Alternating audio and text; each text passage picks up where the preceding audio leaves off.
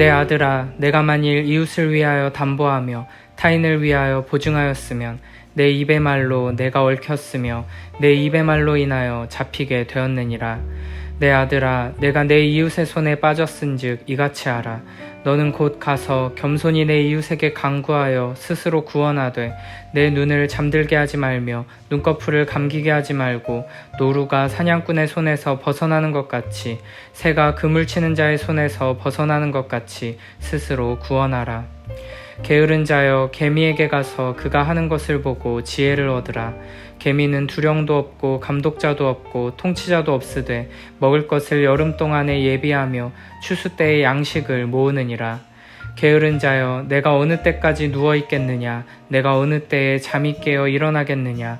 좀 더 자자, 좀 더 졸자, 손을 모으고 좀 더 누워 있자 하면 내 빈궁이 강도같이 오며 내 곰핍이 군사같이 이르리라. 불량하고 악한 자는 구부러진 말을 하고 다니며 눈짓을 하며 발로 뜻을 보이며 손가락질을 하며 그의 마음에 패역을 품으며 항상 악을 꾀하여 다툼을 일으키는 자라. 그러므로 그의 재앙이 갑자기 내려 당장에 멸망하여 살릴 길이 없으리라. 여호와께서 미워하시는 것 곧 그의 마음에 싫어하시는 것이 67가지니 곧 교만한 눈과 거짓된 혀와 무죄한 자의 피를 흘리는 손과 악한 계교를 꾀하는 마음과 빨리 악으로 달려가는 발과 거짓을 말하는 망령된 증인과 및 형제 사이를 이간하는 자이니라.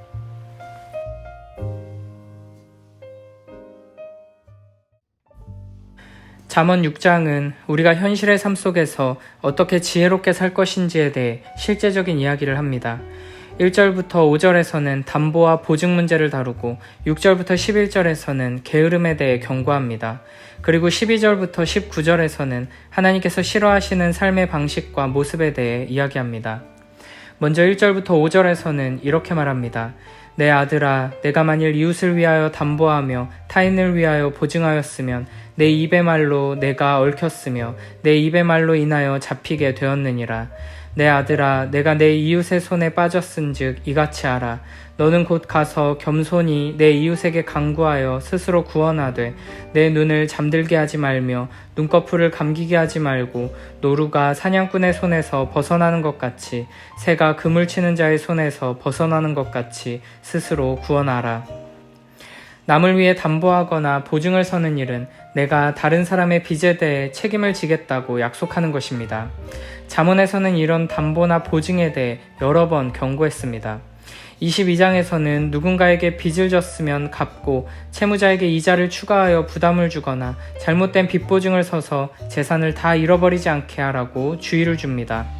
17장에서는 남의 보증인이 되는 자는 지혜롭지 못한 자라고 말하고 11장에서는 그런 자에게는 손해와 불안감이 따라오므로 보증을 서지 말고 평안을 찾으라고 말합니다.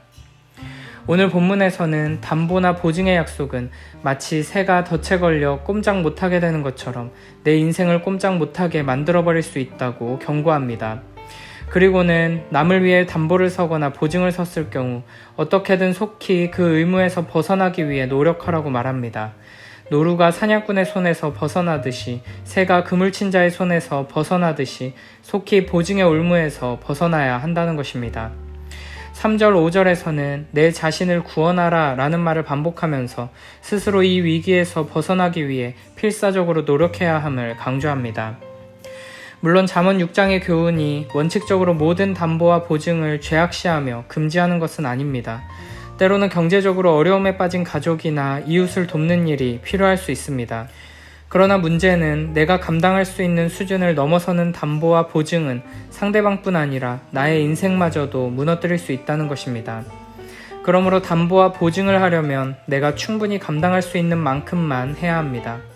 혹시나 상황이 안 좋아져서 내가 모든 것을 떠안아야 하는 상황이 왔을 때 충분히 감당할 수 있는 수준에서 해야 하는 것입니다. 무엇보다 경제적인 문제를 해결하는 것만이 유일한 길이며 궁극적인 해결책이라는 어리석은 착각에 빠지지 않도록 주의해야 합니다. 어려움에 빠진 이를 돕기 위해 우리가 해야 할 일, 할 수 있는 일은 여러 가지가 있고 경제적인 부분은 그 여러 가지 중 하나일 뿐입니다. 이런 실제적인 문제 앞에서도 우리는 항상 겸손한 마음으로 하나님의 지혜를 구해야 합니다. 어리석고 교만한 사람들은 내가 다른 누군가에게 담보해주거나 보증해줄 수 있는 능력과 자격이 된다고 생각합니다. 그러나 이 땅의 그 누구도 타인을 온전히 책임지고 도와줄 수 있는 사람은 없습니다. 인간이라는 존재는 본래 누구를 보증해주거나 무엇을 담보해줄 수 있는 존재가 아닙니다. 아무도 당장 내일의 앞날도 예측할 수 없으며 그렇게 그 누구도 타인이나 심지어는 자기 자신에게조차 보증이나 담보가 될 수 없다는 것입니다. 이렇게 지혜롭고 겸손한 태도를 가질 때 우리는 우리 인생을 위험에 빠뜨릴 수 있는 어리석은 담보와 보증을 행하지 않을 수 있습니다.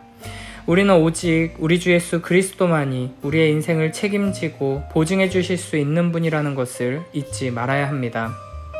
야고보서 4장 13절부터 16절에서는 이렇게 말씀하십니다. 오늘이나 내일쯤 아무 도시로 가서 1년 동안 거기에서 지내며 장사를 하여 돈을 벌어보겠다 하는 사람들에게 한마디 합니다. 당신들은 내일 당신들의 생명이 어떻게 될는지 알지 못합니다. 당신들은 잠깐 나타났다가 사라져버리는 안개에 지나지 않습니다. 그러므로 당신들은 만일 주님께서 허락해 주신다면 우리는 살아가며 이런 일 저런 일을 해보겠다 하고 말해야 할 것입니다. 그런데도 당신들은 지금 허영에 들떠서 장담을 하고 있습니다. 이런 장담은 모두 악한 것입니다. 아멘. 오늘날 많은 사람들이 불확실한 미래를 담보로 소득을 얻으려고 하면서 다양한 투자에 나섭니다. 내가 감당할 수 있는 수준을 넘어 여러 가지 일을 벌이면서 대출을 받고 담보와 보증을 받는 경우도 많습니다. 그러나 모든 것이 하나님의 뜻에 달려 있으며 우리는 함부로 확신하며 보증할 수 없다는 것을 겸손히 인정하는 하나님의 백성이라면 이런 세상의 흐름에 휩쓸려가지 않도록 해야 할 것입니다. 하나님께서 담보와 보증에 대해 분명하게 경고하셨음을 기억하며 주어진 환경 속에서 자족하고 어리석은 담보와 보증을 행하는 이 세상의 교만하고 악한 흐름에 휩쓸리지 않기 위해 애쓰며 노력하는 복된 우리 모두가 되길 축복합니다. 6절부터 11절에서는 게으름에 대해 경고하십니다. 게으른 사람아, 개미에게 가서 그들이 사는 것을 살펴보고 지혜를 얻어라.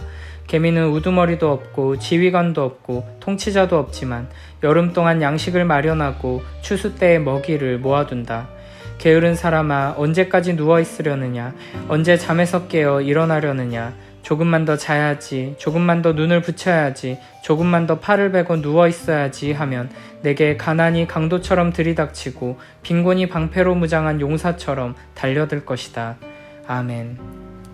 솔로몬은 게으른 자들을 향해 일해야 할 때 일하지 않고 누워서 게으름을 피우는 자들을 향해 개미에게 가서 그들을 보고 지혜를 얻으라고 권면합니다. 그리고 만약 계속 그런 식으로 게으름을 피우다가는 가난과 빈곤이 임하게 될 것이라고 경고합니다. 개미는 우두머리도 없고 지휘관도 없고 통치자도 없지만 여름 동안 양식을 마련하고 추수 때에 먹이를 모아둡니다. 그러나 하나님의 형상을 따라 지음받은 인간이 하나님을 왕으로 섬기는 하나님의 백성이라는 자들이 게으름을 피운다면 그것은 너무나 부끄럽고 수치스러운 일일 것입니다. 개미가 여름 동안 부지런히 일하는 것은 하나님의 창조 질서를 따르는 모습입니다. 그렇다면 하나님의 형상을 따라 지음받고 하나님의 아름다운 창조 질서를 회복시키기 위해 부름받은 하나님의 백성들은 더욱 성실하고 부지런히 일해야 마땅할 것입니다. 하루하루 우리에게 주어진 삶의 자리에서 주어진 역할을 잘 감당하며 부지런히 일하는 것, 이것이 바로 하나님께서 우리에게 요구하시는 삶의 모습입니다.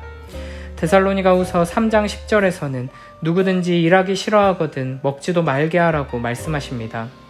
세상 사람들은 조금 일하고 많이 버는 것을 좋은 것으로, 일하지 않고 많이 버는 것을 이상적인 것으로 여깁니다. 그러나 하나님께서는 우리에게 부지런히 일하라고 명령하십니다. 어떤 이들은 일하지 않아도 부유한 삶을 누리고 또 어떤 이들은 피땀 흘려 일하지만 그에 합당한 대가를 누리지 못하는 것이 이 땅의 현실입니다. 우리가 악하고 불의한 세상 속을 살아가고 있기 때문입니다. 그러므로 이처럼 죄로 인해 부패하고 타락한 사회 속에서 내가 일한 것 이상으로 많은 소득을 얻거나 일하지 않고도 부유함을 누리는 것은 결코 선하고 아름다운 일이 아닌 것입니다. 이런 소득은 필연적으로 누군가를 착취하고 무참히 짓밟는 악한 일과 연결될 수밖에 없기 때문입니다. 그래서 하나님께서는 하나님의 백성들에게 이 악하고 불의한 세상 속에서 성실하고 부지런히 일해서 그에 합당한 열매를 먹으며 자족하는 삶을 살아가라고 명령하십니다. 하나님의 자녀들에게는 적게 일하고 많이 버는 것이 축복이 아니라 부지런히 일하고 일한 만큼 열매를 맺는 것이 축복인 것입니다. 창세기 3장에 의하면 사람의 죄로 인해 땅이 저주를 받았고 그때부터 우리에게 기쁨이며 하나님께 영광이던 노동은 고통의 도구가 되었습니다. 그렇기 때문에 우리는 노동 자체를 저주라고 생각해서는 안 됩니다. 노동은 하나님께서 처음 창조하실 때부터 우리에게 주어졌던 것입니다. 그러나 죄로 말미암아 노동의 신성한 가치가 타락하게 되었고 노동을 통해 하나님께 영광 돌리고 서로 사랑하는 대신 누군가를 억압하고 착취하며 미워하게 된 것입니다. 그래서 하나님께서는 우리에게 노동 없는 삶, 일 없는 소득을 약속하지 않으시고 참된 노동의 가치를 회복하고 이를 통한 기쁨과 평안을 누리는 것을 축복으로 주시는 것입니다. 예수 그리스도 안에서 참으로 회복된 하나님의 자녀들은 죄가 들어오기 전 에덴 동산에서 누리던 참된 노동의 기쁨을 맛볼 수 있게 되었고 이를 통해 하나님께 영광 돌리며 서로 사랑할 수 있는 길이 열리게 되었습니다. 요한복음 5장 17절에서 예수님께서는 내 아버지께서 이제까지 일하시니 나도 일한다 라고 말씀하셨습니다. 우리 아버지 하나님과 우리 주 예수 그리스도께서는 일하시는 하나님이시며 우리를 하나님의 영광을 위해 하나님을 즐거워하고 일하는 자로 부르고 계십니다. 로마서 12장 11절에서는 부지런하며 게으르지 말고 열심을 품고 주를 섬기라고 말씀하십니다. 하나님께서는 우리를 아무것도 할 필요가 없는 한적한 휴양지로 부르시는 것이 아니라 하나님 사랑, 이웃 사랑을 실천할 수 있는 노동의 현장으로 부르신다는 것을 기억하며 각자에게 주어진 삶의 자리에서 게으르지 않게 부지런히 일하며 주님의 영광을 드러내는 복된 우리 모두가 되길 축복합니다. 이 세상 사람들 중에도 부지런히 열정적으로 일하는 사람들이 있습니다. 그러나 하나님의 백성들이 이를 대하는 태도는 성공을 위해, 자아 실현을 위해 부지런히 일하는 사람들의 그것과는 달라야 할 것입니다. 우리는 단순히 부지런히 일하면 언젠가는 성공하게 될 것이라는 막연한 기대와 소망으로 열심히 일하는 것이 아닙니다. 부패하고 타락한 이 땅의 현실로 인해 우리가 아무리 부지런히 일한다고 해도 성공은커녕 애쓴 만큼의 결과조차도 얻지 못할 수 있습니다. 그럼에도 불구하고 우리가 부지런함이라는 태도를 잃지 않기 위해 애써야 하는 이유는 우리 안에 영원한 하나님 나라가 이미 있기 때문입니다. 우리 안에 있는 참된 믿음과 소망 때문에 우리는 각자의 삶의 자리에서 부지런한 사람으로 살아가게 됩니다. 매일매일 하나님의 말씀을 가까이 하며 하나님의 성품이 우리의 성품이 되고 삶의 습관이 되어서 하나님을 닮아 부지런하고 성실한 사람이 되어가는 복된 우리 모두가 되길 축복합니다. 세상 사람들의 부지런함이 이 땅에서의 성공과 재물을 향한 열망을 드러내는 것과는 달리 결과와 상관없이 모든 일을 성실하고 정직하게 그리고 부지런하게 해내는 우리의 삶을 통해 하나님 나라를 향한 우리의 믿음과 그 확실한 소망이 온전히 드러나고 하나님 나라의 부요함과 그 아름다운 영광이 드러나게 되길 축복합니다. 12절부터 15절에서는 악인의 7가지 특징을 여러 신체 기관들과 연관해서 표현합니다. 불량하고 악한 자는 구부러진 말을 하고 다니며 눈짓을 하며 발로 뜻을 보이며 손가락질을 하며 그의 마음에 패역을 품으며 항상 악을 꾀하여 다툼을 일으키는 자라. 그러므로 그의 재앙이 갑자기 내려 당장에 멸망하여 살릴 길이 없으리라. 아멘. 게으른 자에게 갑작스러운 공경이 임하듯이 악하고 불의한 자에게도 재앙이 갑자기 내려 순식간에 망하게 될 것입니다. 마지막 16절부터 19절에서는 하나님께서 미워하시는 것, 하나님께서 끔찍하게 여기시며 혐오하시는 것 7가지를 말합니다. 여호와께서 미워하시는 것, 곧 그의 마음에 싫어하시는 것이 67가지이니 곧 교만한 눈과 거짓된 혀와 무죄한 자의 피를 흘리는 손과 악한 계교를 꾀하는 마음과 빨리 악으로 달려가는 발과 거짓을 말하는 망령된 증인과 및 형제 사이를 이간하는 자이니라. 아멘. 이렇게 악인의 특징 7가지와 하나님께서 미워하시는 모습 7가지를 보면 대부분 우리의 신체 기관들로 행하는 죄로 표현되고 있다는 것을 알 수 있습니다. 우리의 몸은 의의 도구로 될 수도 있고 불의의 도구가 될 수도 있습니다. 그러므로 우리는 자신의 몸이 죄의 도구가 되지 않도록 항상 주의하며 나의 몸을 하나님 앞에 거룩하게 구별하기 위해 힘써야 할 것입니다. 로마서 12장 1절에서는 이렇게 말씀하십니다. 그러므로 형제들아 내가 하나님의 모든 자비하심으로 너희를 권하노니 너희 몸을 하나님이 기뻐하시는 거룩한 산 제물로 드리라. 이는 너희가 드릴 영적 예배니라. 아멘. 하나님께서 우리에게 허락하신 삶의 현장 속에서 우리의 몸과 마음을 하나님의 뜻대로 하나님의 손에 내어드리는 복된 우리 모두가 되길 축복합니다. 그래서 하나님의 나라를 세우고 하나님의 영광을 드러내는 의의 도구로 쓰임받고 사람을 회복시키고 관계를 아름답게 가꾸는 사랑의 도구로 귀하게 쓰임받는 복된 우리 모두가 되길 축복합니다.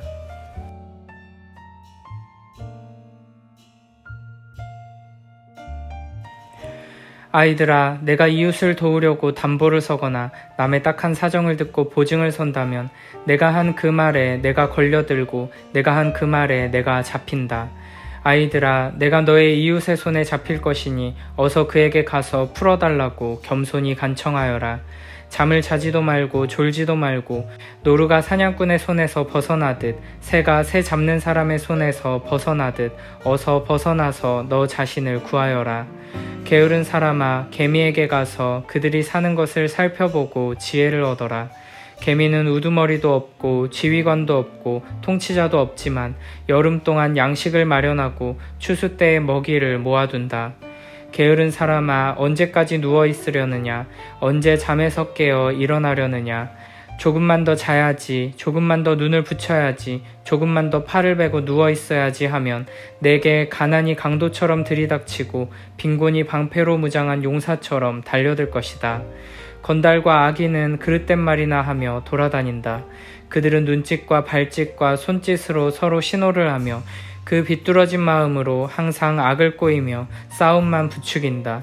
그러므로 갑자기 닥쳐오는 재앙을 만나 순식간에 망하고 회복되지 못한다. 주께서 미워하시는 것, 주께서 싫어하시는 것이 67가지이다. 교만한 눈과 거짓말하는 혀와 무지한 사람을 피 흘리게 하는 손과 악한 계교를 꾸미는 마음과 악한 일을 저지르려고 치닫는 발과 거짓으로 증거하는 사람과 형제 사이를 이간하는 사람이다.